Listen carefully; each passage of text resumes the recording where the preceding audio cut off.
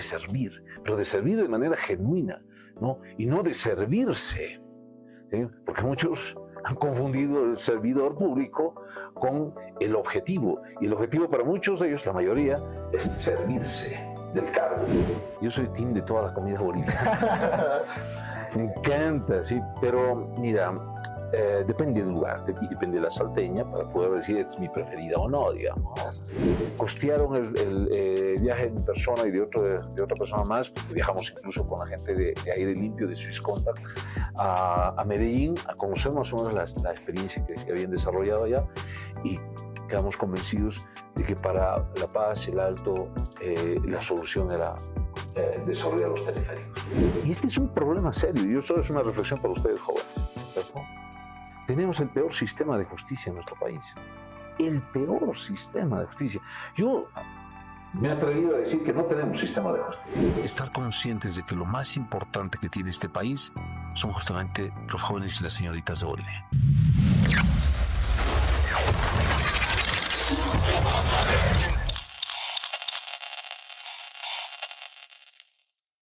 ¿Qué tal, hijitas? ¿Cómo están? Aquí reportándome desde el set de Voz Joven y no me encuentro solo, estoy con... Nelson, bueno, un gusto más, otro viernes aquí. Bueno, también no nos encontramos solos, nos encontramos con alguien bien acompañado. Cris, ¿lo puedes presentar? Así es, estamos con César Dogweiler. Él es un economista. Disculpe, ¿qué más es?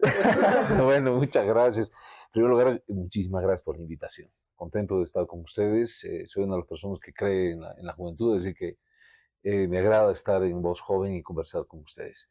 Yo, antes de ser economista, militar de la Fuerza Aérea, piloto de aviones de combate, y luego economista. Tengo 2 maestrías, una en administración de empresas, la otra en planificación estratégica, y tengo un doctorado en gestión del desarrollo y políticas públicas. Exacto. Así es. Bueno, muy interesante todo su currículum. Bueno, para empezar, vamos a empezar para unas preguntas rompiendo el hielo, digamos, para conocernos. ¿Usted ha ido al cuartel o premilitar? No, yo en esa época no había la premilitar cuando existía la premilitar. Yo fui directamente al Colegio Militar de Aviación. Se podría decir que no he hecho el servicio militar en el cuartel, lo he hecho en el Colegio Militar de Aviación porque adopté la carrera militar, es decir, entré como cadete del Colegio Militar de Aviación. Así que esa ha sido la forma en la que yo he hecho mi servicio militar. He servido hasta el grado de coronel, es decir, he estado 26 años de servicio en las Fuerzas Armadas.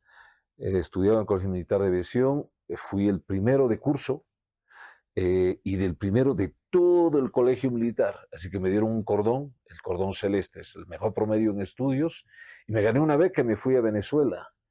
Estudié en Venezuela también fui el primero de curso, me dieron varios premios, entre ellos el premio que más recuerdo es el que me dieron 1 hora de vuelo en F-16. Yo tengo 1 horita de vuelo en F-16, imagínense un avionazo. En esa época era uno de los mejores aviones, ¿no? Ahora ya hay otros aviones, pero en esa época era el avión, ¿no? Tuve la oportunidad de volar ese avión, fui primero de curso en Venezuela, volví aquí, me hice piloto de caza como había soñado, o sea, volé los aviones de caza en el grupo de caza 32 en Santa Cruz, y continué con mi carrera. Pero además de eso, con la carrera militar, ¿no? Pero además de eso, entré a la universidad, estudié en la Gabriel René Moreno, y yo siempre lo digo, desde entonces, desde que egresé de la Gabriel René Moreno como economista, ¿cierto? Tuve una doble vida en el buen sentido, ¿no? Seguía siendo militar, pero ejercía mi carrera como economista, una empresa consultora que yo mismo la creé, una propia empresa consultora, y desde ahí hicimos infinidad de proyectos. Ambas cosas después confluyen en una invitación que seguramente lo vamos a conversar más adelante, cuando me invitan a que llegue al Ministerio de Obras Públicas, el Viceministerio de Transportes, como asesor del Viceministro de Transportes, que fue nombrado por el presidente, obviamente, pero que era un general de la Fuerza Aérea, que me invitó justamente a que yo lo acompañe, conociendo mis antecedentes como oficial de la Fuerza Aérea, pero también conociendo que yo era profesional, que era especialista en proyectos, y así fue que yo incursioné en otra área que no era exactamente el área de una institución pública como las Fuerzas Armadas, sino más bien una institución pública como era el Ministerio de Obras Públicas. Así ha sido como Más o menos podríamos resumir la trayectoria en la vida militar. Yo quiero destacar algo muy, muy importante. Si yo no sé si ustedes han ido al cuartel o han hecho el servicio premilitar, tampoco me corresponde preguntarles a ustedes, pero hay algo fundamental que yo he aprendido en las Fuerzas Armadas y que trato de transmitirlo las veces que puedo conversar, principalmente con los jóvenes. Cuando alguien me pregunta, un joven me dice, ¿debería hacer el servicio premilitar? Le digo que sí. Incluso a las señoritas, les digo, sí, deberían ir al servicio militar. Porque hay tres cosas que yo he aprendido y que hoy las practico. El amor a la patria, ¿sí? Amor a la patria, uno. Y hoy, y siempre digo, el único juramento que yo he hecho ha sido el día que recibí mi sable de subteniente, inclinando mi rostro, extendiendo mi mano, jalando nuestro pabellón tricolor y dándole un beso, diciendo, juro servir a mi patria Bolivia. ¿Sí? Puramente lo vende. Es el primer y el único juramento que he hecho. Segundo elemento importante que se aprende ahí es disciplina. ¿Cierto? La disciplina es fundamental para lo que querramos hacer en la vida. ¿Cierto? Si tú eres disciplinado, vas a lograr ser un hombre o una mujer de éxito. ¿Sí? Y el tercer elemento muy importante que hoy se ha perdido totalmente, más incluso en la clase política, es servicio hasta el sacrificio. ¿Qué significa servicio hasta el sacrificio? Todo el mundo se llena la boca diciendo que ser un servidor público, ese tipo de cosas, ¿cierto? Pero en realidad son servidores. Y en las Fuerzas Armadas te enseñan a ser servidor, pero servicio hasta el sacrificio. ¿Qué significa? Que si, digamos, en esa época que yo era subteniente o teniente, piloto de aviones de caza, se armaba una guerra con cualquier país limítrofe, me podían decir, subteniente, su misión es defender la heredad nacional, el territorio boliviano, y a pesar que los aviones bolivianos hayan estado muy por debajo del potencial bélico que tenga otro país, yo tenía que subirme a mi avión, despegarlo, e incluso a sabiendas de que la probabilidad posiblemente era muy baja de que vuelva, tenía que salir a defender mi tierra, mi territorio, mi patria, ¿cierto? Mi heredad, mi población. Y eso es lo que quiero destacar, es decir, se llama servicio hasta el sacrificio incluso de tu propia vida, de lo más importante que tenemos, servicio hasta el sacrificio. Y lo pongo como relevancia para el público joven que nos está siguiendo a través del programa, porque esto se ha perdido y hay que recuperarlo. Vale la pena que hoy confrontemos a quienes dicen quieren ser servidores, ¿no?, de nuestra patria como autoridades, confrontemos realmente si efectivamente tienen en su corazón eso, de servir, pero de servir de manera genuina, ¿no? Y no de servirse, ¿sí? Porque muchos han confundido el servidor público con el objetivo, y el objetivo para muchos de ellos, la mayoría, es servirse del cargo y no servir a través del cargo a la población boliviana. Tiene muchas razones esa parte. César, una patada voladora con la pregunta. Pero bueno, a ver, un poco más profundizando, ¿no?, en la infancia, quisiéramos saber cómo ha vivido su infancia César Dockweiler. Bueno, yo siempre digo y lo manifiesto de que una de las cosas que debería ir, y lo agradezco, es haber tenido una infancia con unos altibajos que me han formado como persona. Porque yo nací en una familia que se podía decir estaba relativamente bien acomodada. Mi padre, un emprendedor, un empresario, tenía varias empresas, o sea, yo de lo que tengo memoria recuerdo que hizo de todo, ¿sí? Porque yo andaba metido entre las cosas que mi papá hacía.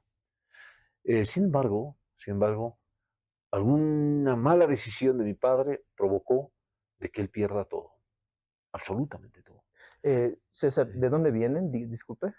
Yo nací en la ciudad de La Paz, pero mi padre nació en Sorata, el pueblo de Sorata. Sí, así que yo siempre digo, Sorata es mi pueblo. Es más, yo a veces me digo, soy sorateño. ¿Sí? Porque pasaba mis vacaciones, estudié en Sorata hasta quinto básico. Es decir, yo soy de formación, siempre digo también, soy parte de la formación, soy producto de la formación pública boliviana. Yo estudié en la escuelita Fernando López. No sé si conocen Sorata. No, ¿no? Mi tía es maestra, entonces directamente ya ¿Lo conoces? Un poco conocí. La escuelita está ahí en la cancha, hay que bajar unas gradas y está al lado de la cancha. Ahora ya está modificada, aunque todavía mi aula sigue intacta. Me tomo una fotito aquí en esta escuelita, estudié yo, ¿no? Escuela Fernando López. Entonces, mi padre, un emprendedor, perdió todo. Y eso significó que de tener una vida cómoda cambió totalmente mi vida. Es decir, de estudiar en un colegio particular inicialmente, nos quedamos a sacarnos y a meternos en un colegio fiscal. Pero eso no tiene nada de malo. El problema para mí era las comodidades que yo tenía, de andar en un vehículo particular, con chofer, bien cómodo, me llevaban, me recogían. Llegó el momento en que no teníamos ni siquiera para el micro o el minibús. Entonces yo tenía que ir a pie. ¿Sí? De lo que siempre llevaba unas moneditas al recreo, llegó un momento en que no tenía ni siquiera para el recreo. ¿Sí? Y entonces cuando me daba sed, era al baño, abrir la pila, ¿sí? El grifo y tomar agua de ahí. ¿Cierto? O sea, cambió totalmente mi vida. Y en ese momento yo dije, o sea, tenía 10, 11 años, y dije, o sea, hay dos caminos, como siempre en la vida, tenemos que tomar decisiones. ¿Sí? Nos encontramos frente a disyuntivas, ¿no? Y yo tenía la primera opción, reclamarle a mi padre y quedarme en el mar de los lamentos quejándome por las desgracias que había vivido. ¿Sí? O la otra es que yo podía transformar mi vida. Yo recuerdo, tenía 11 años. O sea que desde mis 11 años yo busqué empleo. ¿Sí? Mis 11 años. Cuando me preguntas cómo fue su niñez, pues buscando empleo a mis 11 años. Y además nadie me contrató. O sea que frustrado en mi última supuesta entrevista de trabajo, digamos, de oferta laboral, salgo después de ahí y en la puerta me paro y digo, no puede ser que yo que quiero trabajar, que quiero ganarme la vida, esté supeditado a la decisión de otro que está más atrás. Entonces, ese momento dije, voy a ser un emprendedor. Pero no tenía un peso, no tenía nada. ¿Y qué hice? Me hice corredor de bolsas, aquí en este mercado, en el Mercado Rodríguez. Y por eso lo conozco muy bien la zona. Entonces yo iba y a las señoras que estaban haciendo sus compras, le ayudo. Entonces yo cargaba las bolsas, por eso digo el corredor de bolsas, ¿no?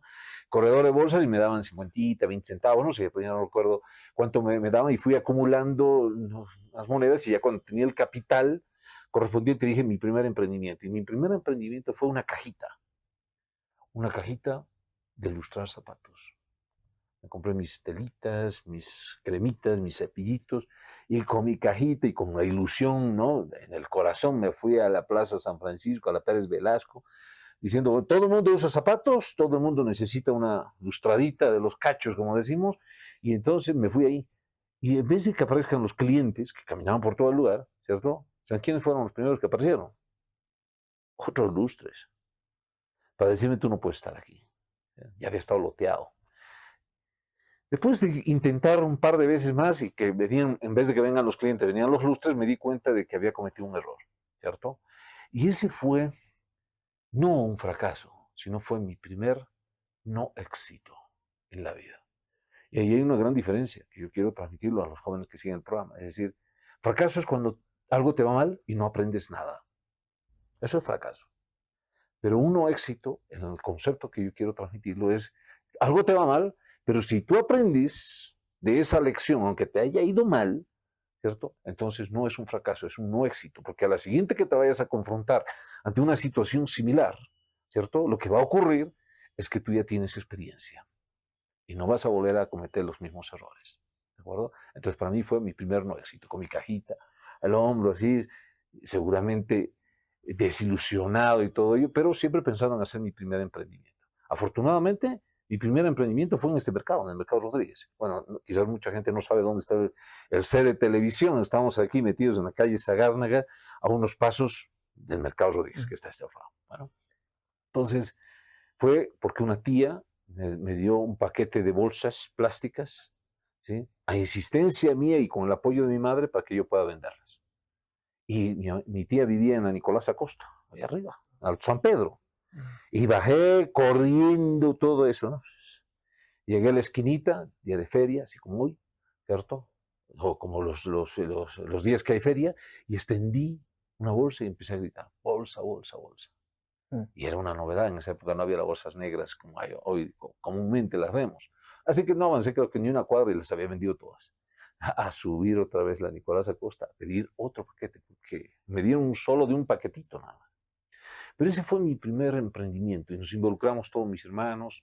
No solamente vendí bolsas, vendí pastelería que hacía mi mamá, tortas, queques, empanadas, rollos, como los que tenemos acá, ¿cierto? Es decir, me dediqué a vender, hicimos mermeladas, hice dulces de leche, nos fue mal en algunas cosas porque envasamos en caliente, se nos salió el moho. O sea, yo tengo infinidad de historias, infinidad de historias.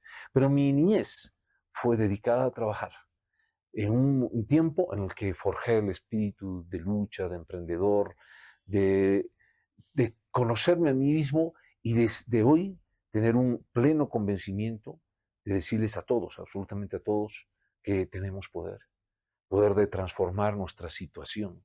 O sea, cualquiera sea, podemos estar en el peor momento, cada uno de nosotros tiene un poder enorme de poder transformar su situación. ¿Sí? Y eso fue lo que yo hice. A mis 11 años transformé mi situación, porque vendiendo, ¿sí? Ya algunas veces me iba en micro, algunas veces me iba en taxi, llevaba monedas en mi bolsillo y me podía comprar en el recreo, ya no dependía solamente del grifo, de la pila, del baño, ¿sí? Los fines de semana podía disfrutar de alguna cosa por los ahorros que yo había generado. En Navidad, la familia acostumbró a siempre hacer intercambios de regalos y lo hacíamos con los propios recursos que habíamos ganado cada uno de nosotros. Así que yo digo, creo que una de las cosas que me ha formado y soy agradecido es que tuvimos esos altibajos, ¿no? Y la vida me condujo a que pudiera aprender de las mismas calles. Entonces se define como un emprendedor desde sus 11 años. Entonces, para todos los jóvenes que nos están viendo, siempre hay que tener la iniciativa y dar todo. Como aquí lo dijo César, todo puede, con nuestro pensamiento y si tenemos ¿cómo se puede decir? Esa chispa que nazca de nosotros, se va a lograr. Muy buenas palabras, César. Bueno, continuando, bueno, otra pregunta para romper el hielo más. Se puede decir, ¿usted cuántos hijos ha tenido? Tengo ¿Casados? dos hijos. Tengo dos hijos. Actualmente tengo una relación de pareja sensacional. Tengo dos hijos, ellos son mayores. Mi hijo mayor tiene 33 años, mi hija no tiene 29 años. Y tengo un nieto. ¿Sí? Tengo un nieto. Así que él ya va a cumplir 7 años. Es el mismo mes en el que yo he nacido, en noviembre. Solo 3, que yo más. tú también. Noviembre. Somos de noviembre. ¿Pero tú eres qué, Sagitario? No, Scorpio. Ah, tú eres Escorpio. Él también, Escorpio. Yo soy Sagitario. Yo soy del último día de noviembre. Tú debes ser entre el 20 más abajo, ¿no? El 4, ¿eh? Sí, entonces tengo un nieto que ya va a cumplir 7 años. Bueno, César, ¿usted es team salteñas o team tucumanas? Yo soy team de toda la comida boliviana. Me encanta, sí, pero mira, depende del lugar y depende de la salteña para poder decir es mi preferida o no, digamos. Hay muy buenas salteñas en esto. Mejor no haré propaganda porque después me van a decir, "Ucha, van a cobrar aquí, ¿no?" Pero sí, creo que las salteñas. Las salteñas. Sí. Bueno, una última, para ya empezar con el siguiente bloque. ¿Chuño o tunta? Tunta. Tunta. Tunta con manicito. Tunta combinada con una buena sarta, por ejemplo. Miércoles. ¿No? Sí, Producción exacta, por favor. pero el chuño también me gusta, o sea, no estoy diciendo, pero de la preferencia, pues así, una tunta espectacular, ¿no? O sea, así que, sí. Y la comida boliviana siempre va a estar en mi preferencia. Bueno, para entrar al otro bloque que es descubriendo su camino profesional. Bueno, como nos dice que estudian a Gabriel René Moreno en Santa Cruz. Entonces, ¿cómo se ve la pregunta? Cris. Bueno, ya nos ha dicho que usted es militar, ha sido parte de, igual ha participado como estudiante en la René Moreno, pero lo que quisiéramos saber es ¿cuál ha sido su carrera en la universidad? Sí, a ver, cuando tenía más o menos 17 años, yo estaba en la disyuntiva de qué quería hacer con mi vida, como muchos de los jóvenes, ¿no? ¿Qué hacemos? ¿No? Yo quería ser piloto de aviones de caza y quería ser economista. ¿Sí? Dos cosas así, medio como que no conjugan, ¿no? O sea, dos cosas diferentes. Voy donde mi mamá y le digo, mamita, mira, tengo estas dos opciones. ¿Qué opinas tú? Mi primera opinión. Y mi mamá automáticamente me dice, hijito, economista. ¿Sí? Porque si te vas al colegio militar te van a pegar. ¿Sí? Yo me quedé así como que esta respuesta no me convence mucho. Hablo con mis compañeros del colegio. Yo salí del Instituto Americano de Convenio, del de la tarde. Bachiller. Bachiller. Y mis compañeros me dicen, ¿para qué te vas a ir a Santa Cruz? Nosotros vamos a entrar aquí al Colegio Militar de Ejército. Y ahí nos vamos a apoyar y todo. Claro, suena bien porque no te vas a apoyar, estás con tus amigos de colegio. Pero yo entro al ejército y qué rato me vuelvo piloto, no voy a tener opción. O sea, tiene que ser en la Fuerza Aérea. Así que un día, más bien afortunadamente, no había el TikTok. Porque el TikTok pues, nos distrae, no nos quita, roba tiempo. Es el TikTok. Scrolleando ahí. No, tenemos que aprender a disciplinarnos con el TikTok, porque 2 horas se perdió todo el tiempo, ¿no? Entonces, más bien hay que aprender a disciplinarnos un poco. No había TikTok, yo estaba así mirando al techo y se me encendió el foquito y dije, tengo la respuesta. Así que fui donde mi mamá y le digo, mamita, lo tengo decidido, he decidido hacer las 2 cosas. Pero primero tenía que entrar al colegio militar, así que entré al colegio militar y efectivamente me pegaron en el colegio militar, pero el día que yo volaba un avioncito, que no era todavía un avión de casa, era un hombre muy feliz. Pero después que egresé del colegio militar, cuando volvía de Venezuela y todas las cuestiones de mi beca, etcétera, yo entré a la Gabriel René Moreno. Y fue así como que un día bendecido de esos muchos que tenemos en la vida, porque yo terminé mi trabajo en las Fuerzas Armadas, y dije, voy a ir a inscribirme, voy a averiguar cuáles son los requisitos para la universidad. Y yo vivía en el segundo anillo en Santa Cruz, porque ahí había la vivienda de solteros, se llamaba, donde hoy es el Mega Center, en Santa Cruz, ¿cierto? Entonces tomo el micro, el vueltero, creo que es el número 72 ahora, que me lleva justo a la universidad, a la Gabriel de Número, con el voltero. Y llego a la universidad, entro a la Facultad de Economía y le pregunto a la secretaria, señorita, quiero estudiar Economía. Y me dice, señor, tarde. Ya me han terminado los vestibulares, ya se han dado todos los exámenes, no se puede. Tiene que volver en 6 meses. Yo le digo, wow, qué pena, pues recién he venido a averiguar. ¿Y cuáles son los requisitos? Me da todos los requisitos. Y después le digo, ¿y no hay alguna opción para los que ya somos profesionales? Y me mira, pues no. Usted ya es profesional, claro, su tenientito joven. A decir, pues, ¿cómo va a ser profesional, no? Sí, le digo, yo soy subteniente de la Fuerza Aérea. Haberlo dicho, pues antes, usted puede entrar directo, no tiene que dar examen. Usted, como profesional, ya hay ingreso directo. Pero hoy día están empezando las clases. ¿Ha traído sus papeles? Me dice. 0. O sea, yo había ido solamente a averiguar. No tenía ni un lapicero ni cuaderno, solamente había ido a averiguar. Le digo, no he traído. Pero mañana se los traigo. Me mira, me dice, ya, lo voy a dejar entrar a pasar clases, pero mañana me trae. Listo, así que me crucé la calle, me compré un cuaderno, me compré un lápiz y así entré a pasar clases, ¿no? Así fue mi primer día de clases. Obviamente cumplí después con todos los papeles, los documentos, como me había comprometido, y desarrollé toda la carrera de Economía en la Gabriel René Moreno, en Santa Cruz, en la universidad pública. Sí. Yo creo, con un panorama ya grande, ¿no? Después de ser parte del ejército, volar aviones. Y, a ver, una pregunta ya, es algo fuera de guión. Yo creo que ya tenía un panorama, una visión más grande, ¿no? O sea, al después participar del ejército, luego ir a la universidad, yo creo que ya tenía una mentalidad tal vez más, ¿cómo se puede decir? Amplia. Para superarse usted, digamos. Sí, yo creo, Cristian, que esta tu pregunta es bien importante. Siempre he tratado de descubrir cuál es el propósito de mi vida. ¿Sí? O sea, no hacer las cosas al azar. Porque muchos dicen, a ver, probaré por aquí, probaré por acá, por allá, etcétera, y pierden muchísimo tiempo. Entonces, yo siempre he tratado de encontrar el propósito de mi vida. Y por eso que el propósito de mi vida lo buscaba en función de lo que a mí me apasionaba. Me apasionaba ser piloto. Me apasionaba. Quería ser piloto y no piloto de línea comercial, llevando pasajeros. Yo quería ser piloto de aviones de caza, de estos que hacen piruetas, que vuelan en formación, que disparan, esos, los aviones de guerra. Se dice eso quería ser. Pero también me encantaban los números. Siempre he sido bueno para las matemáticas, álgebra y todas las cuestiones. Siempre. Entonces me encantaba y decía, ¿cómo podemos utilizar las matemáticas?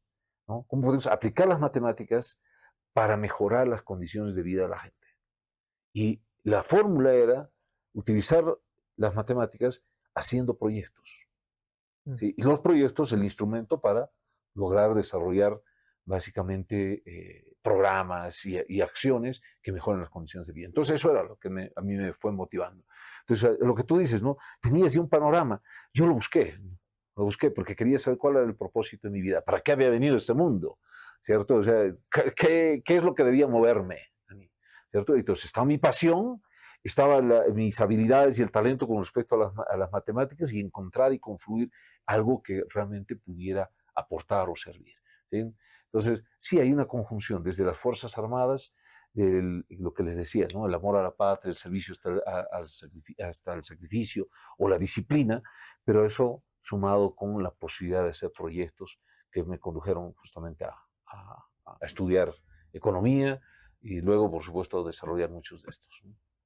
Bueno, continuando, bueno, una pregunta, tal vez un poco ya estamos introduciendo alguna pregunta más personal.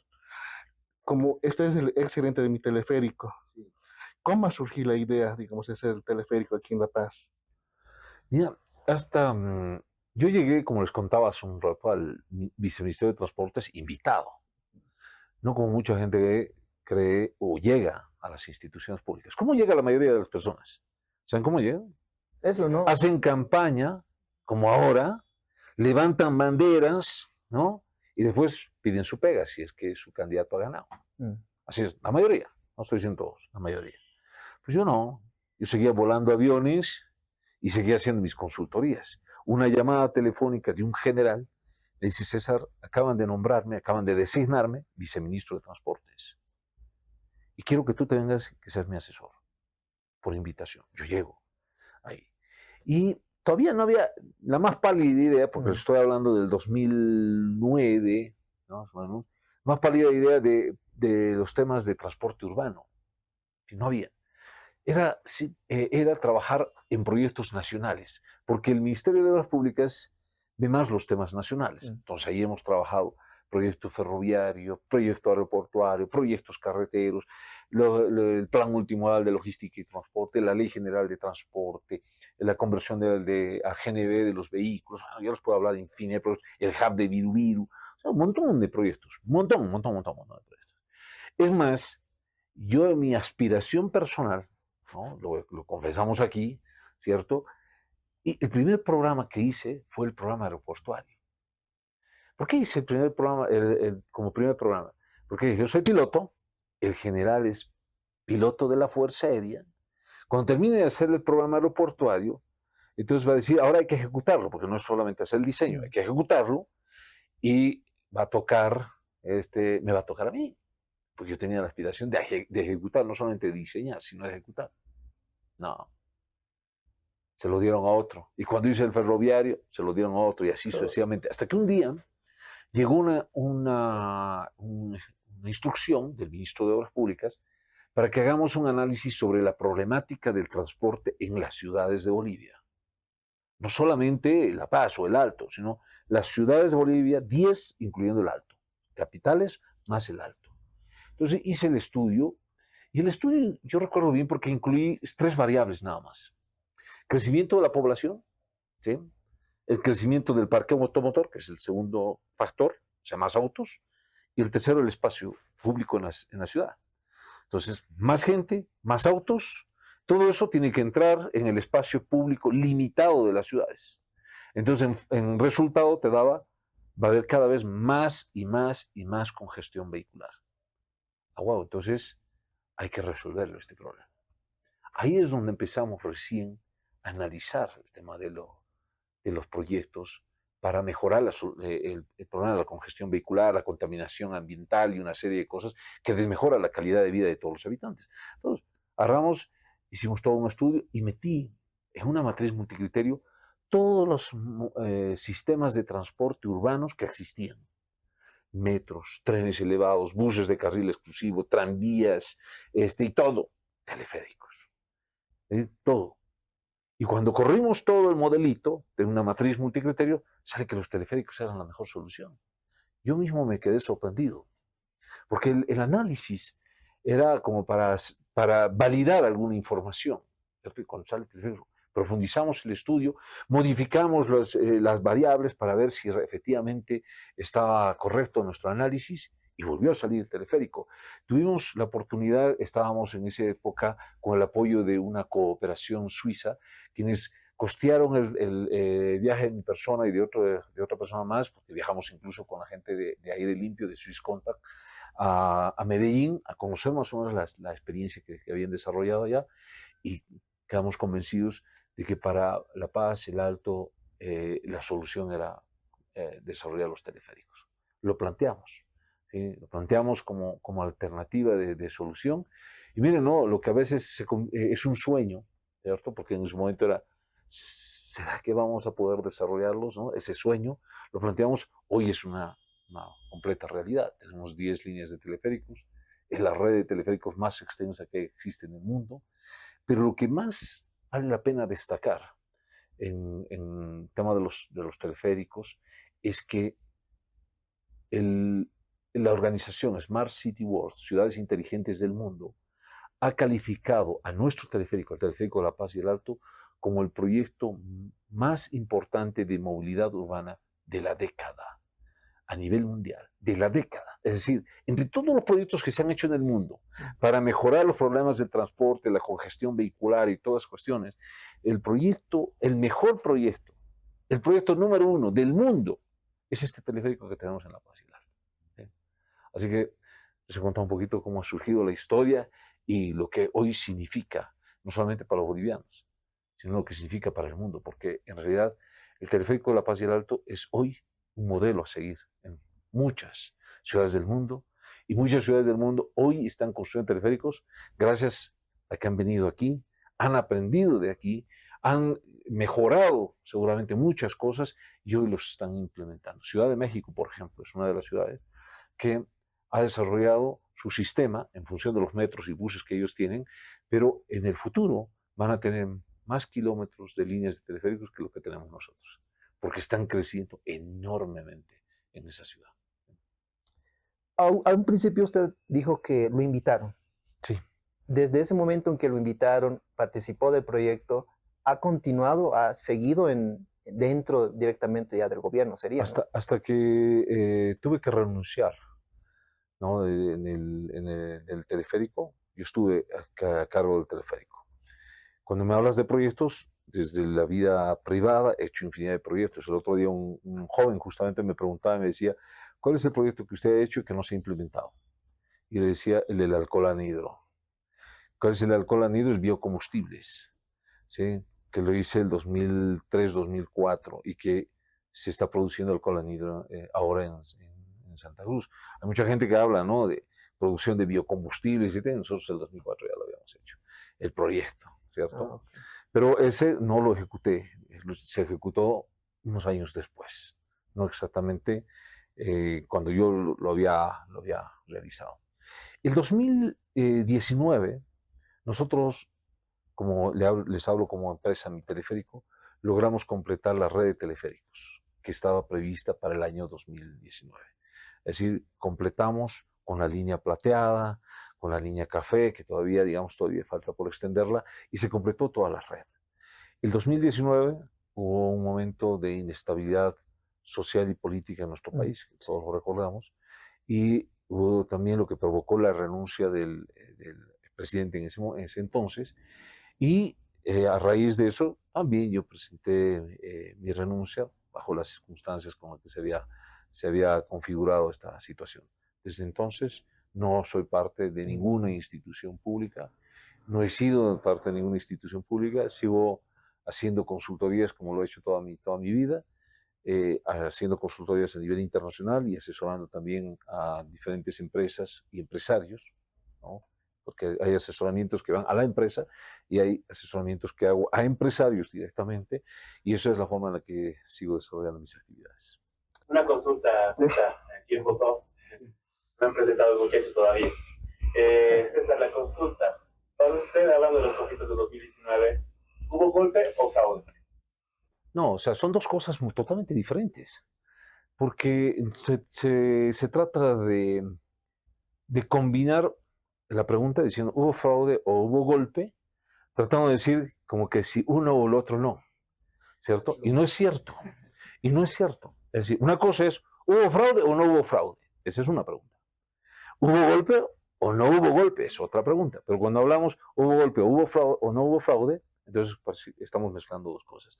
Mira, para que se pueda definir si hubo o no hubo fraude, se tendría que demostrar efectivamente que eso ha ocurrido. Entendemos que ha habido presentación de información de algunas personas que han desarrollado software, han hecho informática, una serie de cosas. Ha participado la Organización de Estados Americanos mencionando sobre algunos indicios al respecto sobre la probabilidad de algún fraude. Sin embargo, hasta el momento no hay un informe conclusivo que determine si hubo o no hubo golpe. Yo no soy una persona que pudiera emitir un criterio al respecto, porque no conozco, no tengo la información y no podría, en función de especulaciones o de información que no sea fidedigna, sacar una conclusión. ¿Sí? Es decir, es muy irresponsable cuando alguien emite un criterio sin tener los sustentos. Sin tener los sustentos. ¿Sí? Y esto hay que decirlo, ¿no? Muchas personas simplemente lo dicen porque lo han escuchado, lo han leído en las redes o porque lo vieron a una persona haciendo alguna denuncia. Pero después de todo ese proceso que ha ocurrido, ¿qué dicen las organizaciones? ¿Dónde está la evidencia? ¿Sí? Y si efectivamente hubo, ¿por qué no se ha dado continuidad a la investigación? ¿Y dónde están los responsables? ¿Y por qué los responsables no han sido sancionados?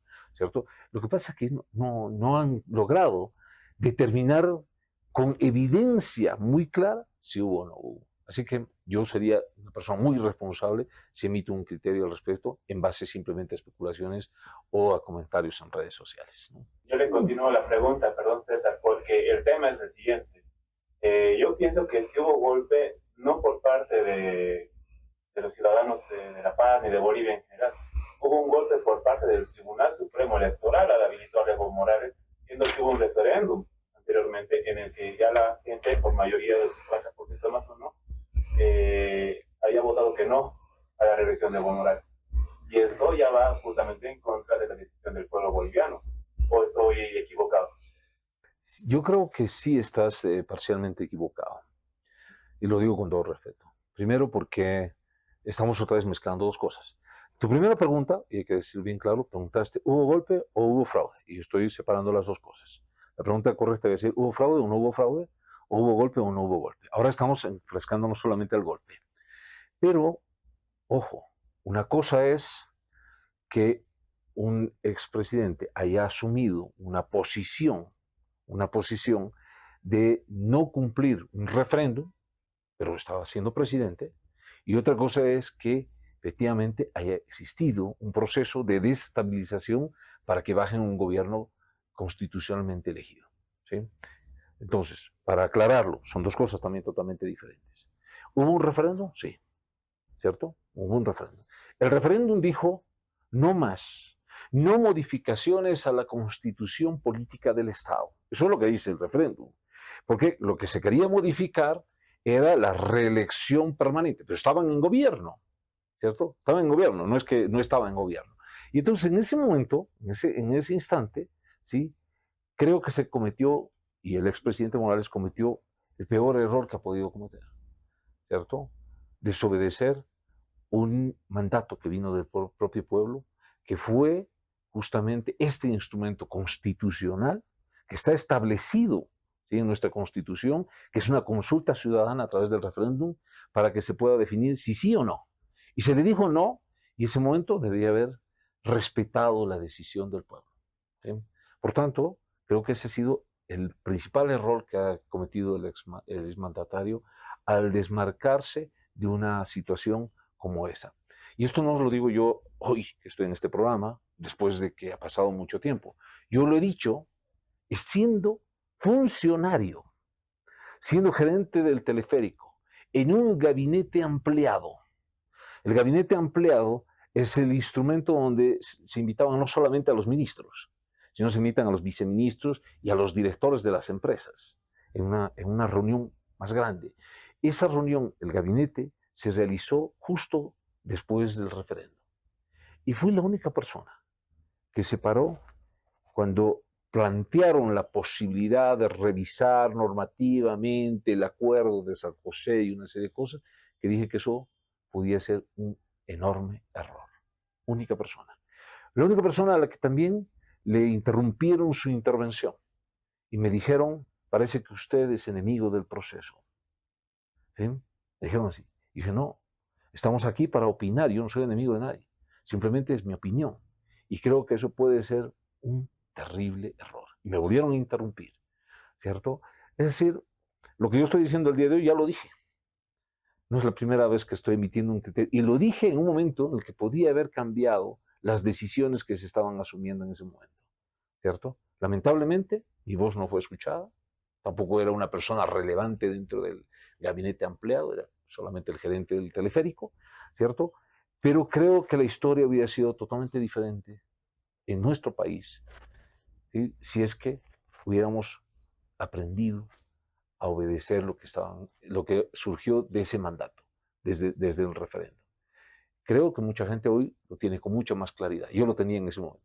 En ese momento lo dije, pero así, nítidamente. El único que salió y emitió su criterio al frente y dijo esto puede ser un terrible error, y a quien no le dejaron terminar su intervención simplemente con el argumento de que yo podría ser enemigo del proceso.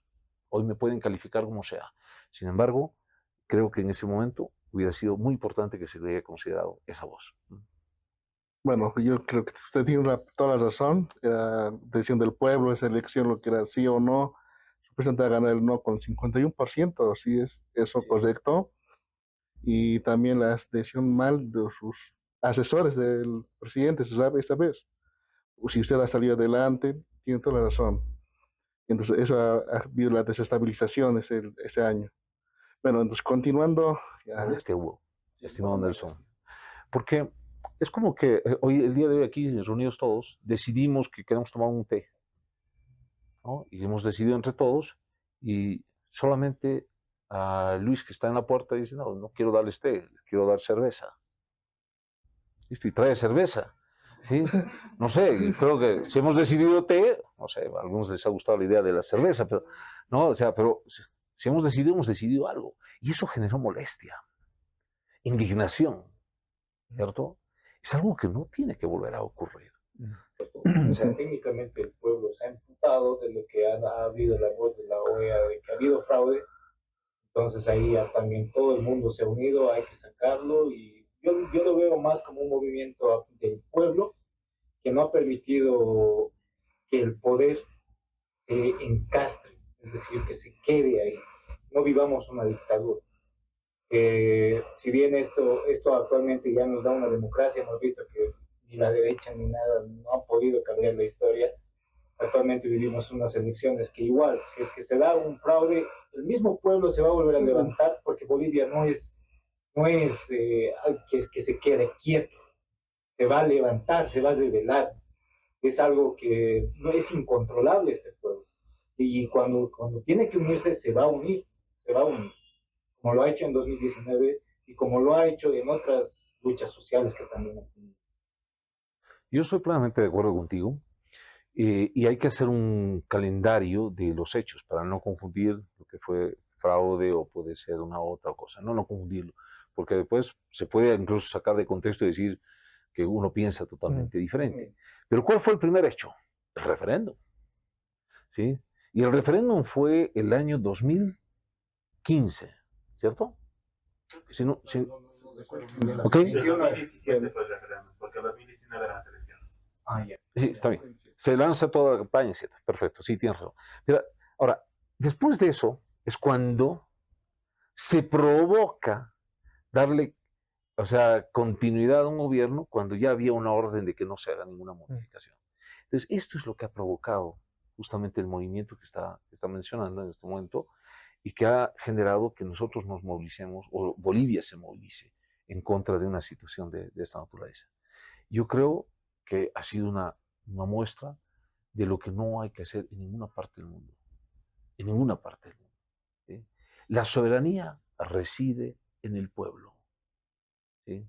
Ese es un concepto fundamental. Reside en el pueblo.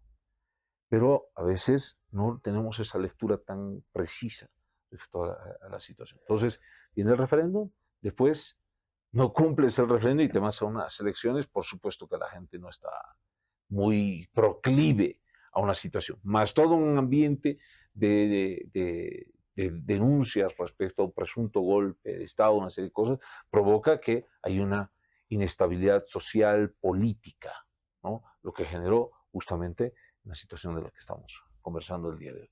Entonces, yo creo que la base fundamental es el cumplimiento de las leyes.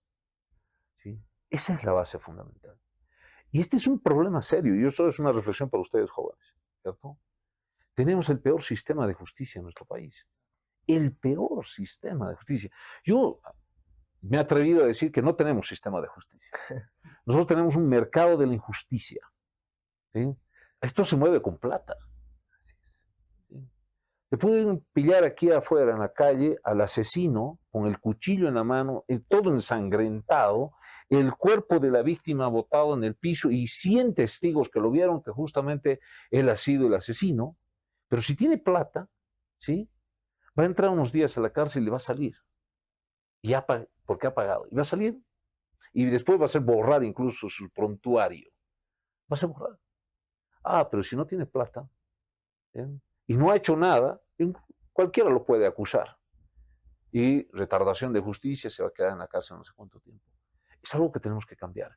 Yo le estoy poniendo un ejemplo simplemente de algo que es mucho más gráfico, un asesino con el cuchillo y ensangrentado. Pero de la misma manera ocurre cómo pisotean las leyes y cómo pisotean la Constitución los políticos, cómo pisotean las leyes y la Constitución los que tienen recursos. Es decir, es lo mismo. Una cosa quizás puede ser, a uno le llama mucho más la atención, digamos, el tema de un asesinato o lo que sea, pero es lo mismo.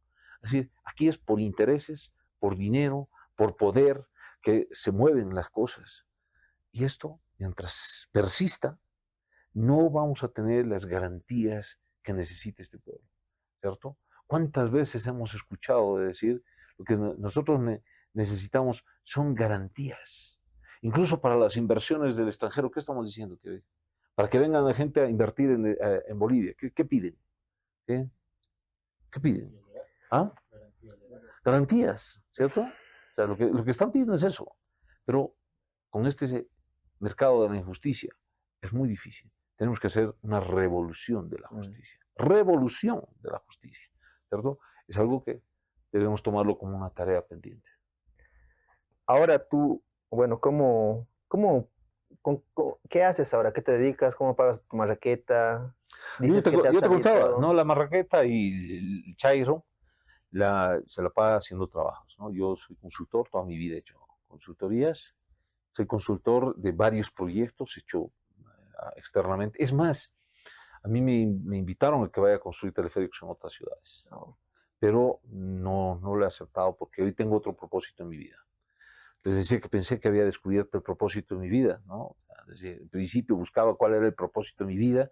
Cuando salí de la universidad dije, el propósito de mi vida es hacer proyectos. O sea, debió hacer más de 500 proyectos en diferentes instancias. He trabajado en el sistema boliviano de tecnología agropecuaria, he trabajado en el sistema boliviano de productividad y competitividad, que es un elemento que se debía recuperar.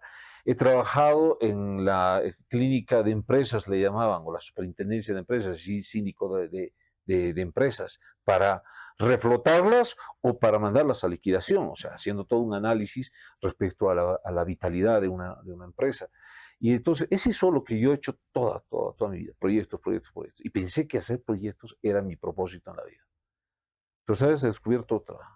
Y lo he descubierto en una cabina del teleférico. ¿En serio? Estaba entrando, es el lugar de la inspiración. Bueno, no. Ha sido una casualidad muy, muy linda y que de alguna forma también, digo, debía haberme quedado en esa cabina un tiempito más.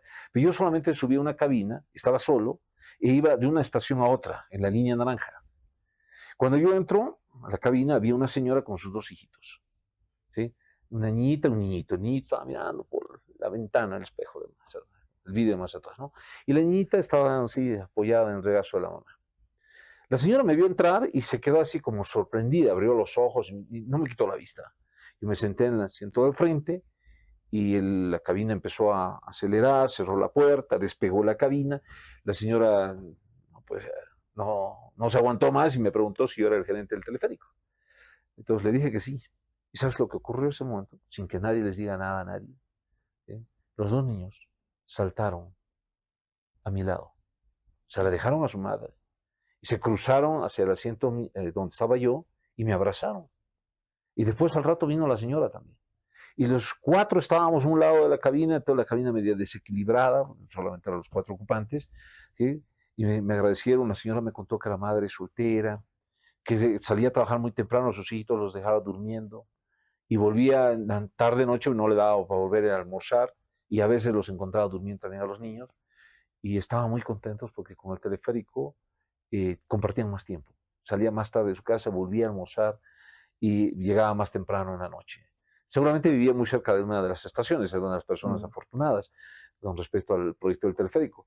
Y yo me bajé en la siguiente estación, me despedí de ellos, me bajé, y cuando bajé dije, oye, lo que acaba de ocurrir ahí en esa cabina era algo muy fuerte, muy potente. O sea, no es que tú abrazas en la calle a cualquiera, ¿no? O sea, no es que te cruzas el asiento y lo abrazas a cualquiera. Y los niños me abrazaron y la señora me abrazó. Pero la profundidad del mensaje era, a mí esa noche no pude dormir, yo duermo todas las noches bien. O sea, me apoyo en la almohada y ya estoy, ¿no? Desconectado y despierto a las 5 de la mañana todos los días. Soy del club de las 5 de la mañana, todos los días, disciplina, ¿cierto? Y entonces, esa noche no pude dormir porque me quedé pensando en lo que había ocurrido en esa cabina. Y esa noche descubrí, bueno, en la cabina, pero esa noche determiné que mi propósito en la vida ya era otro. Mi propósito en la vida es hoy hacer cosas extraordinarias para mejorar la vida de la gente. Ese es mi propósito en la vida. Hacer cosas extraordinarias para mejorarle la vida a la gente. Así que cuando yo recibí esa invitación para ir a construir teleféricos en otra ciudad del mundo, ¿sí? Yo, por respeto, le dije, déjeme revisar las condiciones. Eran unas condiciones como yo las había soñado cuando había egresado de la universidad. Un sueldazo así enorme, vacaciones pagadas, ir y vuelta a tu país 2 veces al año a toda tu familia, colegio, auto, casa, todo te ponían. Todo. Seguro de salud, largo plazo, todo lo que sueñen, eso. En resumen, véngase a construir teleféricos aquí. Yo les dije que no. Les dije que no. ¿Por qué? Porque mi propósito en la vida no es el dinero, ni la comodidad, ni hacer cosas en otra ciudad, sino hacer cosas extraordinarias para mejorar la vida de la gente en mi país. Así que sí, he hecho consultorías, las sigo haciendo y las voy a seguir haciendo porque me divierto muchísimo con eso, aprendo además porque las consultorías me las pagan a mí para hacer la consultoría, pero quien se queda con mucho conocimiento soy yo mismo, así que es un doble beneficio. Me pagan y de paso genero conocimiento para mí. Pero no irme, no salirme, porque hoy el propósito de mi vida es, reitero, hacer cosas extraordinarias para mejorar la vida de la gente. Así que sigo haciendo consultorías sin necesidad de abandonar mi país. Hay muchas cosas que se pueden hacer sin ese requisito. Bueno, César, bueno, como usted dice, ¿no? Quiere hacer cosas extraordinarias para la gente. Tal vez tocando un poco de esto sobre el proyecto Ciudad Humana, ¿está tal vez proyectando algo con eso o nada que Es ver? un instrumento. O sea, Ciudad Humana tiene dos componentes. Un componente es el componente social, puramente, y el otro es el componente político, puramente. Ambos se llaman Ciudad Humana. Ciudad Humana nace justamente de ese propósito en mi vida. Hacer cosas extraordinarias para mejorarle la vida a la gente. ¿Cómo? Entonces empezamos con una fundación, la Fundación Ciudad Humana, ¿cierto? Componente social, para trabajar con segmentos más desfavorecidos. Por ejemplo, personas con discapacidad. Tenemos un programa con sillas de ruedas, entregando sillas de ruedas. Aunque no crean, el gobierno nacional, yo no tengo ninguna cercanía con el gobierno nacional. Ninguna cercanía. El gobierno nacional nos quitó las sillas de ruedas. ¿Puedes creer eso? Increíble, ¿no? O sea, las sillas de ruedas, o bastones, o una serie de cosas. Porque ahí entendí un elemento fundamental. El político, ¿sí?, no ve las cosas con los lentes que ve la sociedad. La sociedad lo ve por la necesidad, por lo que quieres provocar en las personas. El político lo ve con celos. Si lo está haciendo otro, ¿sí?, si lo está haciendo Cristian, que es mi opositor político, entonces no quiero, no me conviene, porque él va a crecer. Él va a crecer. Y al crecer él me está quitando a mí mi espacio. Entonces no lo voy a dejar hacer. Así piensan los políticos. A nosotros nos han cerrado el tema de las sillas de ruedas. Y ya te puedo contar. No sé cuánto tiempo más tenemos en el programa, pero podemos quedarnos una hora hablando de cómo operan los políticos, sinceramente. Entonces, la Fundación trabajó en segmento de personas con discapacidad, tercera edad, niños, mujeres, y seguimos haciéndolo, ¿cierto? Es un brazo social. El otro es un brazo político. Ciudad Humana como agrupación ciudadana departamental. Esto surge a raíz también de una lección y un aprendizaje que tuve cuando yo llegué al Viceministerio de Transportes. Les digo, yo he hecho más de 500 proyectos desde el sector privado, ¿cierto? Y siempre decía, mi proyecto, sea que sea, proyectito, es un granito de arena. Estoy contribuyendo con mi proyecto, que es un granito de arena, al desarrollo de mi país. Vamos a ver, les puedo comentar de qué proyectos he hecho. He hecho de leche, de maní, de alcohol anhidro, de planes para el pueblo guaraní, o sea, en el Chaco, he trabajado en todo el país. Pero para mí era mi granito de arena. Y efectivamente es un granito de arena. Cuando llegué al Viceministerio de Transportes, desde el sector público, lo que tú hagas, el proyecto que tú hagas, alcanza una dinámica mucho más grande y es como que lo elevaras a una potencia, ¿cierto?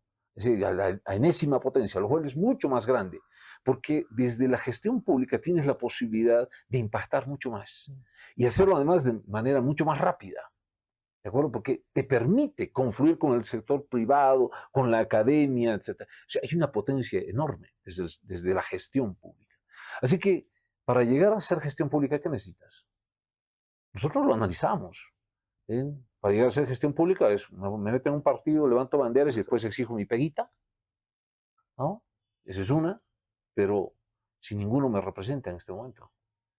Yo no sé cómo están ustedes, ni tampoco es el objeto de esta entrevista, pero a mí particularmente, ni uno de los que están en la papeleta me representa, ni los que también están afuera, porque algunos están afuera que también tratan de meterse en la papeleta, tampoco me representan, ¿cierto? O sea, no encuentro a alguien que pueda hacernos sentir de que hay esperanza e ilusión, ¿cierto? Entonces, ¿qué? ¿Levantando banderas vamos a llegar a hacer la gestión?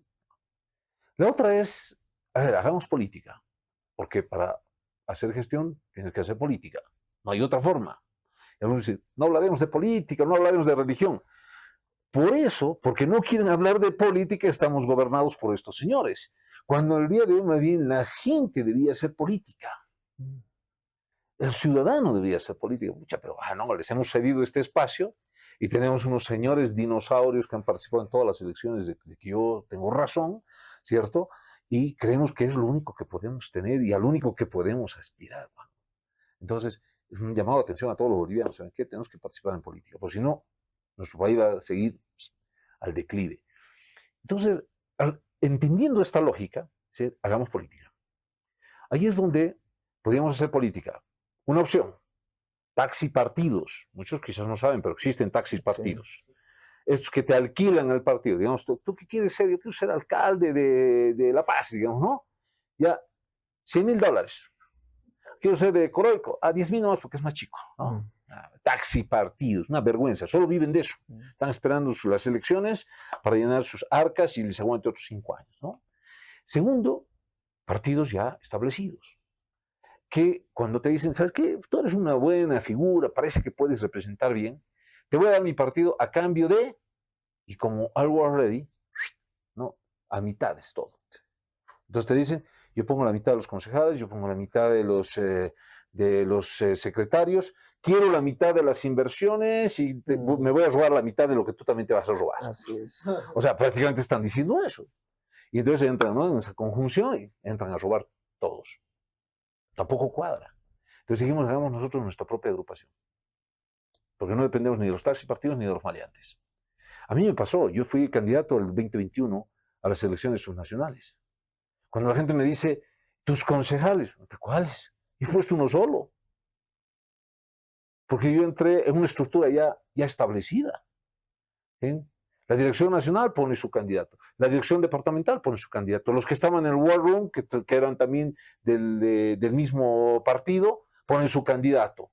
Las mujeres sororas ponen su candidato, los gremiales ponen su candidato. Al final yo puse uno solo, el número 2. Los demás, la dirección nacional, los del War Room, los de la dirección departamental, suplentes puse, pero ninguno de los suplentes ha llegado a sentarse en la silla. ¿Sí? Y cuando después son elegidos, ¿sí? Ellos te dicen, a mí me ha elegido el pueblo. O sea, ni los conocían. Ni los conocían. Y a mí me han elegido el pueblo. Pucha, es que es inaudito. Entonces, ¿qué hemos dicho nosotros? Y permítanme contarles, porque aquí a los jóvenes es importante que les contemos esto. ¿Sí? Hemos dicho que debíamos hacer 3 cosas en política, que son las bases de Ciudad Humana al día de hoy. 3 cosas. Primero, innovación política. Política de manera diferente.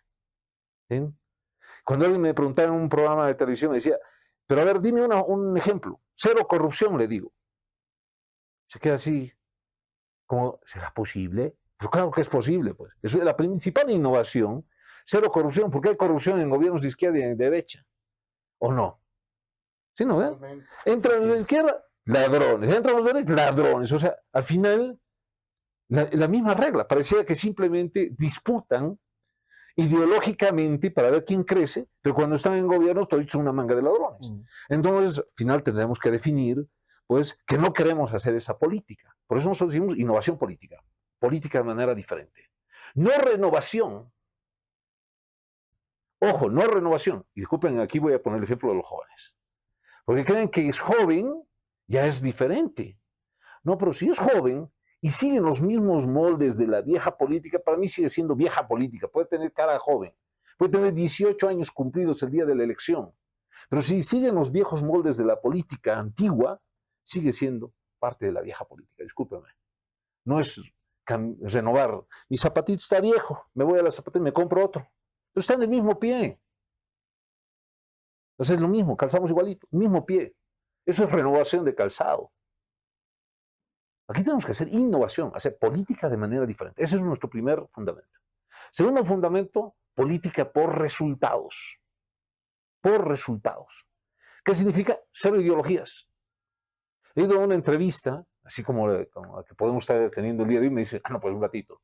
Si no eres ni izquierda ni eres de derecha, entonces eres del centro, me dice el periodista. Y yo le digo, no.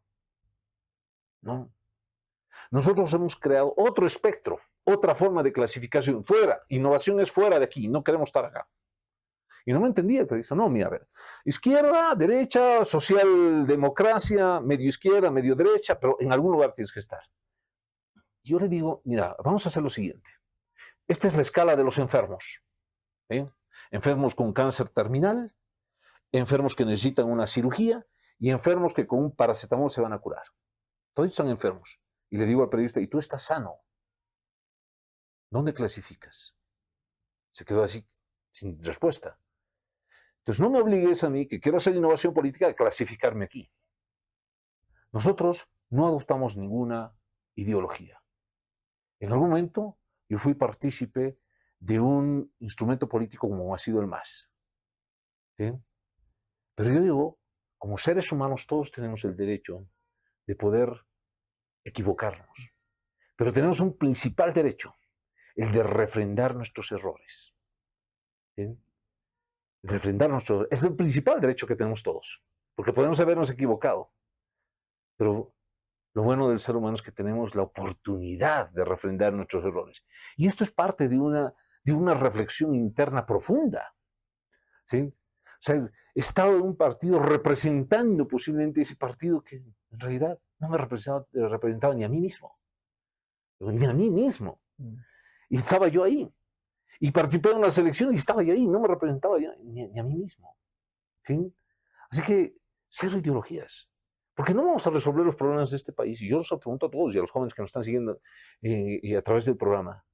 ¿Vamos a resolver los problemas de la pobreza con la izquierda? ¿Con la derecha?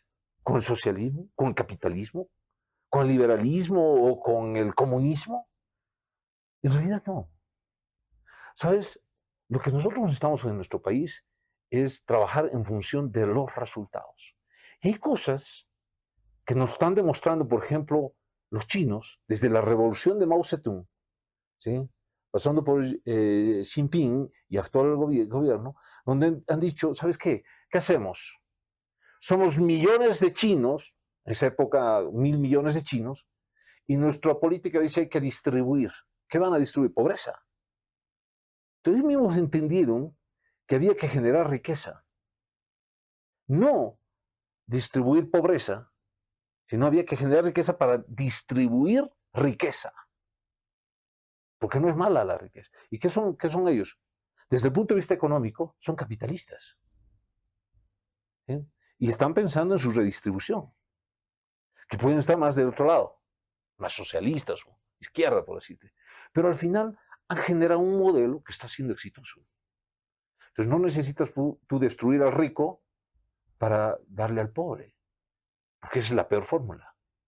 Tienes que potenciar al rico y tienes que tratar de que los pobres también se conviertan en ricos. O sea, todos se conviertan en ricos. Esa debía ser la fórmula. ¿Te das cuenta? Entonces, aquí es por resultados, que funciona. Y tenemos que hacerlo funcionar. Este país ha hablado, en algún momento, y ustedes seguramente han seguido esto, este país ha hablado de la revolución cultural. ¿Sí o no? ¿Recuerdan o no? Han hablado de la revolución cultural. Ahora, revisen la revolución cultural Made in Bolivia. ¿Qué ha logrado? Revisen la revolución cultural de China. Los chinos empezaron su desarrollo a través de la revolución cultural. ¿Y qué significa la revolución cultural? Educación para producir, para generar riqueza, para mejorar los estándares de vida de todos. Educación. Y por eso su educación está enfocada a ser emprendedores, está enfocada hacia la tecnología, está enfocada a aprender, a desarrollar, a investigar, a conocer más. Esa es la verdadera revolución que debíamos promover en nuestro país. Hay un talento enorme en nuestros jóvenes aquí en este país que tranquilamente podríamos nosotros convertirnos en una potencia. Tenemos riquezas también, por supuesto, pero creemos que las riquezas como el litio, el hierro, las tierras raras, el oro, son más importantes que nuestros jóvenes. Aquí estamos equivocados. ¿Sí? La principal riqueza que tiene este país está en su juventud. Esa es la principal riqueza. Entonces tenemos que empezar a cambiar y hacer la revolución, la verdadera revolución cultural, pensando en lo que realmente es importante en este país, que esa es la juventud. Con la juventud vamos a poder potenciar todo eso. Y eso justamente es lo que nosotros le llamamos política por resultados. ¿Sí? Y el tercer elemento, fundamento de Ciudad Humana, es hacer política con la gente y para la gente. Hace rato hablábamos sobre el referéndum. ¿Sí? ¿Cuáles eran los discursos durante ese gobierno o posterior al gobierno? Es decir, gobernar obedeciendo al pueblo. ¿Sí o no? Pero el primer referéndum que aparece que no te gustan los resultados, te lo pisoteas el gobernar obedeciendo al pueblo. ¿No? ¿Sí o no? Eso ha ocurrido. Entonces, aquí lo que tenemos que hacer es la verdadera situación de generar la participación del ciudadano. Por eso, política con la gente y para la gente. Con la gente significa que participen en la definición de los planes, programas y proyectos, que participen en un efectivo control social, no colusionado con los gobiernos municipales que solamente levantan la mano y reciben una peguita de su sobrino o son el amigo del que tiene la obra pintada de las gradas. Eso no es control social. Con verdadero control social es el que realmente protege, defiende los intereses de sus vecinos. Y eso se ha perdido muchísimo. Entonces, lograr una verdadera participación con la gente. Pero, ¿para qué? El propósito, para la gente. Entonces, estos son los tres fundamentos de Ciudad Humana. Hacer política de manera diferente, hacer política por resultados, hacer política con la gente y para la gente. Nosotros nos denominamos Ciudad Humana porque ponemos al ser humano en el centro de la atención. Es lo más importante del ser humano. Y para cada ser humano lo más importante que tiene es su propia vida. ¿Sí? Por tanto, cuando alguien me dice, ¿eres de izquierda o de derecha? Le digo, no. ¿Sabes por qué? Porque nosotros vamos a cuidar la vida, proteger la vida del pobre y del rico. Vamos a proteger la vida del empresario como del trabajador. Proteger la vida del que vive en el campo como el que vive en la ciudad. Mejorarle la vida al joven como también al abuelito. Es para todos. Así que ahí no calza de ninguna manera, ningún tipo de ideología, y nosotros adoptamos la filosofía del humanismo, no del antropocentrismo, sino del ser humano, no como centro del universo, sino la vida como el elemento fundamental. Por eso que la vida del ser humano, la vida de los animalitos, la vida de las plantas, la vida del ecosistema es la raíz, el elemento fundamental que nos mueve a nosotros. Y respondemos solo dos preguntas. ¿Cómo cuidamos la vida de todos y cómo mejoramos la vida de todos? Respondiendo a las dos preguntas, habremos logrado planes, programas y proyectos que realmente sean pragmáticos, que sean por resultados. Bueno, me parecen muy buenas sus palabras. Bueno, para continuar también esto, vamos a ir al otro bloque que es percepción de la coyuntura nacional. La primera pregunta es, ¿cómo calificaría la gestión de este gobierno? La gestión de este gobierno, error histórico.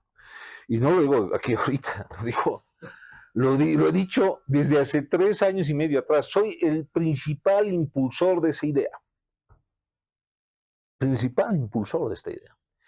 Ustedes saben que yo estoy en este programa porque ustedes están empezando, pero yo no tengo acceso a los medios de comunicación, me han cerrado todas las puertas, porque el gobierno nacional ha dispuesto que a mí no me entrevisten los periodistas. Cuando hablan de libertad de prensa, es falso. La pauta se los compra a los periodistas. La pauta. Lo que hablaba también Javier Milei en Argentina, ya el gobierno paga. Le pagan y dicen, a este no me lo vas a entrevistar, yo estoy en la lista negra de la alcaldía y de la lista negra del gobierno nacional. ¿Por qué? Porque he sido crítico.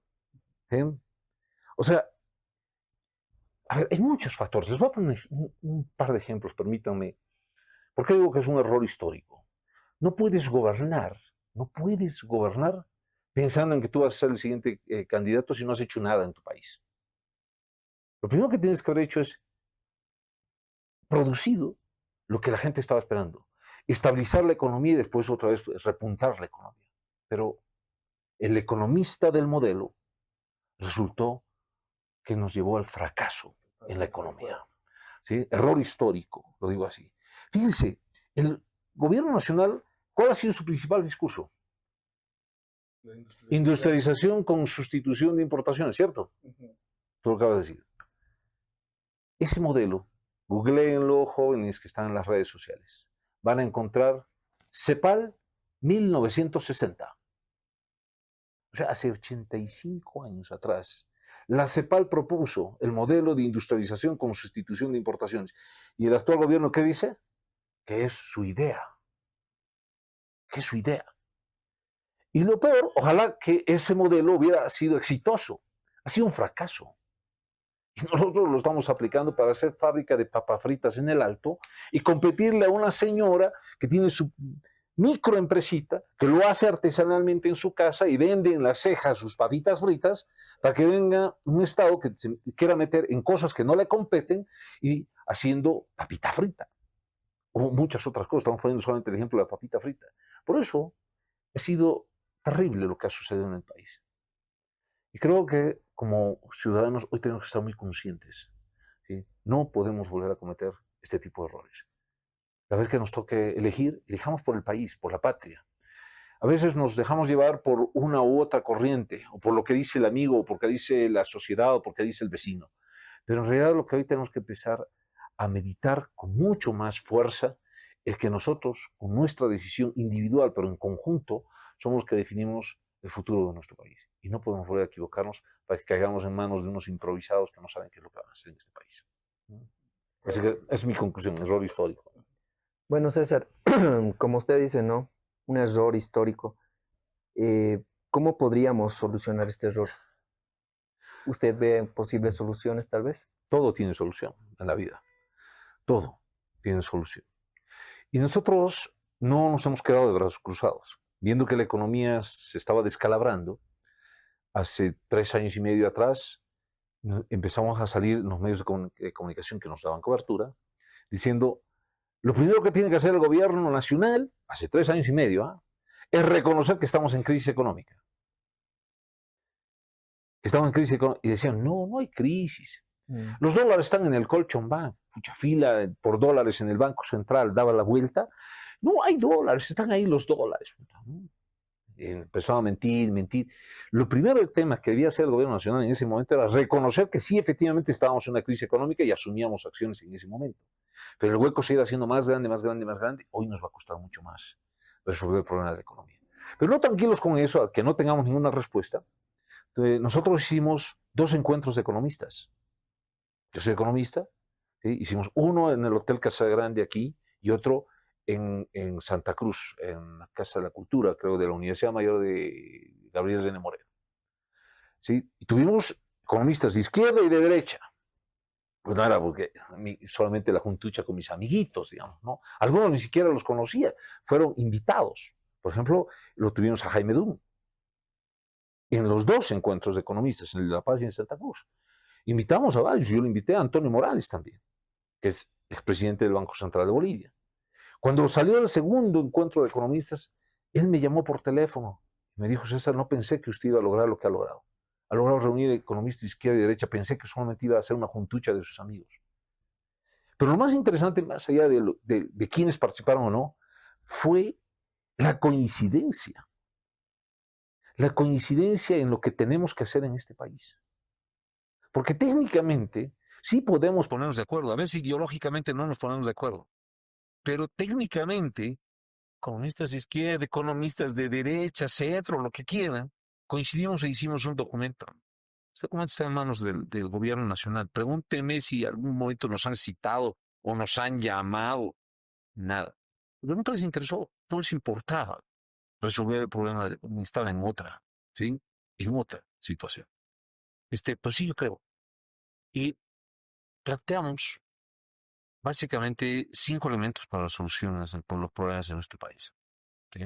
5 elementos. Primero, tenemos que los bolivianos trabajar en una visión de desarrollo conjunta, de manera participativa, que nos integre a la mayoría de los bolivianos. Yo sé que hay unos extremistas, ¿sí?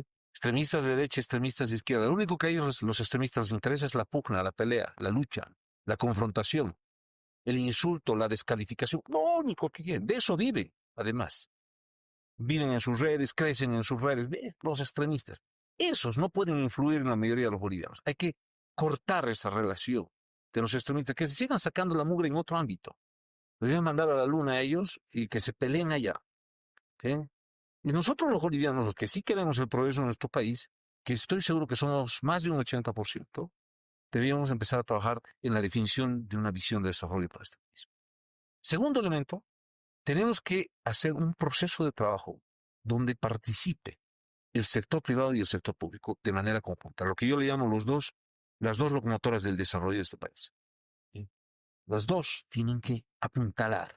¿Por qué uso el ejemplo de las 2 locomotoras? Porque antes los trenes, cuando subían de Arica a La Paz, ¿sí?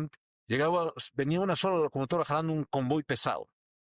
Pero cuando llegaba a trepar, al subir al altiplano, no daba una sola locomotora. No daba. Entonces traían una segunda, la acoplaban adelante, sincronizaban a las mismas revoluciones y 2 locomotoras sí podían jalar. Hoy nuestro país necesita de las 2 locomotoras.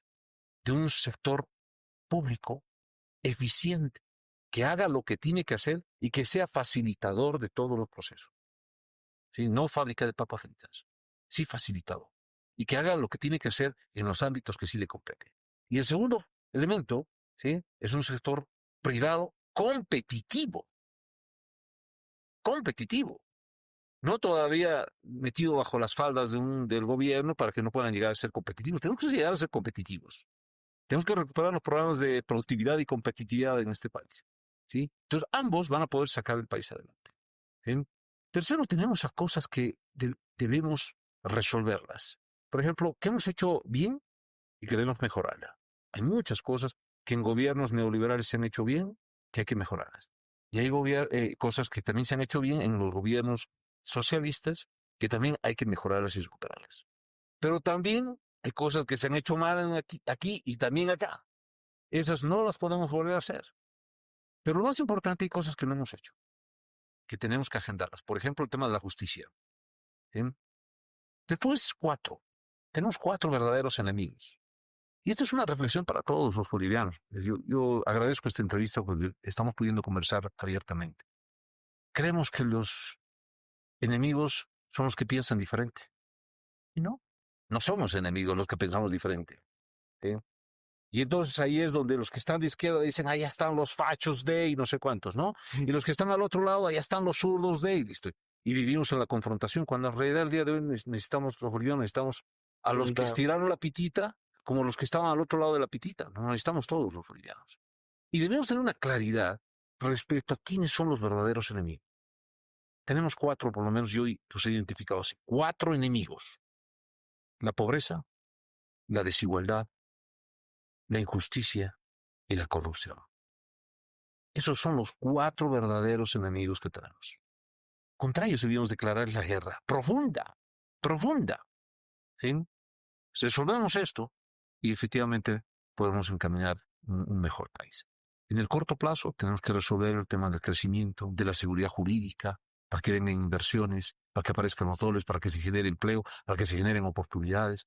Tenemos muchas tareas. Lo importante aquí es que no lo llevemos solamente a números, no solamente a datos como el PIB o datos financieros, económicos, sino no nos olvidemos que quienes pagan las consecuencias son seres humanos. Y tenemos que tener programas complementarios para cuidar también de la situación socioeconómica de mucha gente que va a ser la que va a sufrir las consecuencias de las acciones y medidas que se puedan asumir en el futuro. Que las tenemos que asumir, sí, pero que no sean simplemente frías las acciones, sino siempre abracemos con el corazón a la gente que pueda estar sufriendo estas consecuencias. Bueno, César, realmente lo que nos compartes es muy constructivo, más que todo para la población y para los jóvenes. Realmente tus palabras incentivan, ¿no?, a que la gente deje de lado un poco esto de la izquierda y la derecha, y lo que realmente le importe es construir algo mejor de todo lo que ya hemos estado viendo durante todo este tiempo. César, para pasarnos al siguiente bloque, quiero explicarte una pequeña dinámica. Te vamos a pasar unos cuantos bolillos para que tú saques 5 de ellos, uno por uno, claro, y ahí te van a salir algunos nombres donde tú simplemente vas a opinar o con una palabra simplemente lo calificas. Una extensión, una breve descripción del personaje. Lo primero que se te ocurra. Lo que pienses. Lo que pienses del personaje. ¿Lo muestro en cámaras? Puede nombrar, puede decirlo. Su gobierno, error histórico. Ok. Mostramos en cámaras. Lo conozco muy poco, tarijeño, hijo de un expresidente. Rodrigo Paz. Rodrigo Paz.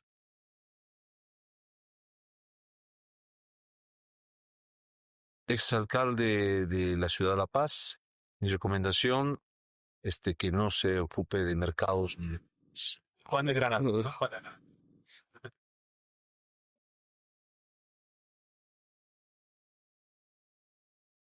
María Galindo, una señora con una posición complicada, difícil, pero hace su tarea y creo que tiene mucha articulación.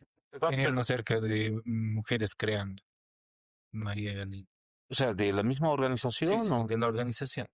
Yo creo que las organizaciones que representan y que buscan que no se vulneren los derechos de las personas deberían tener mucho más énfasis respecto a ese rol.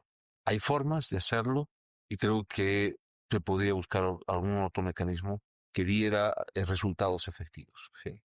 Bueno, Yo quisiera mencionar que María Galindo sería de las otras 2 más que hemos hecho. Sí. Tiene algo Siempre para sale. que Siempre sale. Siempre sale. ¿Y ultimito? Sí, ultimito. El más delgado. Aquí dice Samuel Doria Medina, político, aunque él no lo quiera reconocer, porque una persona que tiene su partido político es un político. Yo lo defino como político. ¿Cree que gana las elecciones? No podría decirlo sinceramente, porque no creo en las encuestas. Las últimas encuestas que hemos tenido en nuestro país, ninguna le ha chontado. Ninguna, ni de cerca. Así que yo no me puedo guiar por encuestas, así que no tengo nada más pálida idea respecto a esto. Pero sí debo ser muy sincero, no estoy involucrado ni siguiendo de cerca a ninguno de los candidatos. Me interesa, por supuesto, las elecciones nacionales en función de que ojalá Bolivia decida por la mejor persona y que esta persona tenga la lucidez y la sabiduría para conducir a nuestro país. Pero nosotros, en lo personal y como agrupación ciudadana de Ciudad Humana, no estamos apoyando ni estamos vinculados con absolutamente nadie. Esto no significa de que los bolivianos no tengamos que asistir a las elecciones, más bien todo lo contrario. Este es el momento en el que nuestro voto vale y es fundamental para ir fortaleciendo la democracia. Lo importante es que no solamente nos dejemos guiar por las encuestas o por una cara o un rostro, sino debíamos explorar un poco más allá, más a profundidad. ¿Y cómo yo sugiero que puedan explorar a profundidad? Lo que los candidatos nos dicen es el qué quieren hacer. Entonces todos son enunciados, ¿sí? ¿No? Que aparezcan los dólares, que va a haber trabajo, que va a haber seguridad jurídica, que son puros enunciados. El tema para saber si efectivamente saben lo que van a hacer o no es preguntándoles cómo lo van a hacer, ¿sí? Y muchos de ellos lamentablemente no saben cómo. ¿Sí? Y eso me entristece y me quita un poco la ilusión respecto a estas futuras elecciones. Se han puesto el título y no saben qué de ahí se está hablando. Bueno, César, este espacio quisiéramos que te dirijas a nuestro público, a los que nos siguen. Y pues bueno, ya estamos ya casi encarando ya las elecciones, que va a ser el 17 de agosto. Va a caer un domingo. Quisiéramos que compartas, ¿no?, tu percepción o tal vez un consejo para todos aquellos jóvenes que van a empezar o van a hacer su primer voto, tal vez. Las elecciones son pasado mañana. Así es. ¿No? Entonces, quisiéramos que tal vez te dirijas a ellos para ya finalizar este podcast, este programa. Bueno, en primer lugar, muchas gracias a todos ustedes por la invitación y por permitirnos conversar tan abiertamente y tantas cosas y tantas ideas. Yo solamente quiero decirles a todos los jóvenes que deben estar conscientes de que lo más importante que tiene este país son justamente los jóvenes y las señoritas de Bolivia. El principal potencial del país no está en el litio, en el hierro, en el oro, ni en las tierras raras, como lo mencioné anteriormente, sino está en los jóvenes. Y creo que todos estamos conscientes de eso. Ahí está el principal potencial. El problema está en que los jóvenes todavía no lo han reconocido así. Y lo peor es que todavía no se han convertido en los protagonistas. Así que yo los desafío a que no esperen a que vengan estos dinosaurios y les entreguen la posta y digan, ahora ya te tocó tu momento. Sino más bien todo lo contrario. Atrévanse y arrebaten. Este es su momento, este es su tiempo. Arrebaten, conviértanse de una vez en los protagonistas del desarrollo de este país. No importa si tienes 18 años o tienes menos o tienes un poco más, pero este es tu momento. Y para que te lo entreguen, no te lo van a dar así libremente, sino tú tienes que arrebatarlo y convertirte en el protagonista del desarrollo de este país. Así que cree en ti mismo.